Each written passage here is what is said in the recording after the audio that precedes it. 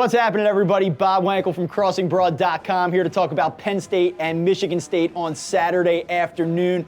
I promise you, one of these weeks we're going to get a Penn State game right. Last week I finally jumped on board with the Nittany Lions, laid the 7.5 points. I was feeling good when it was 21-0, but it was not meant to be. Michigan worked that backdoor cover in the second half. We'll give it a go again this week. Before we get into our betting preview on this game, I want to let you know if you're in the state of Pennsylvania, you can head over to crossingbroad.com/FB, download FoxBet. They'll give you $20 just for signing up, and they will also match your first deposit up to $100.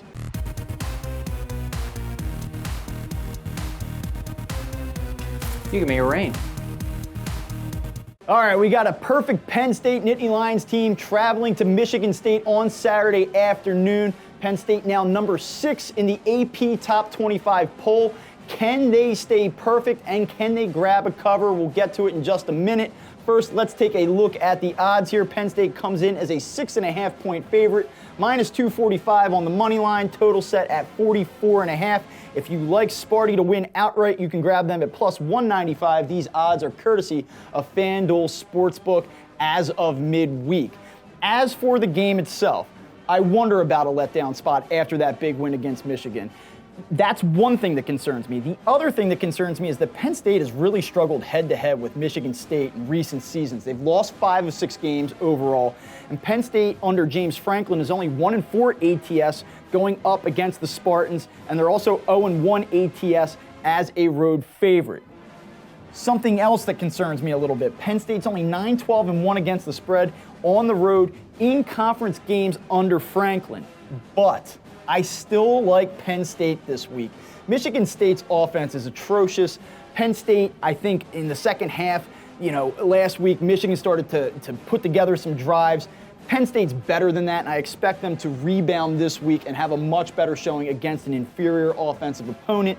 James Franklin's 10-5 against the spread as a road favorite of 6.5 points or more, and 8-4 ATS when favored by 6.5 or more in conference games. So the shorter spreads Penn State tends to struggle with when they're a short favorite.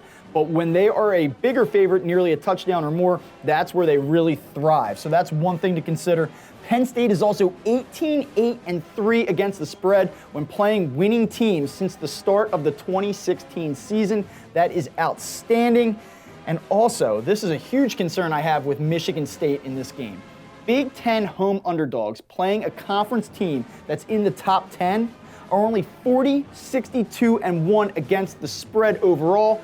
And when those Big Ten home underdogs are between 5 and 7 point dog playing that conference team in the top 10, they're only 1-7 ATS. So this type of situation truly does not bode well for a team like Michigan State.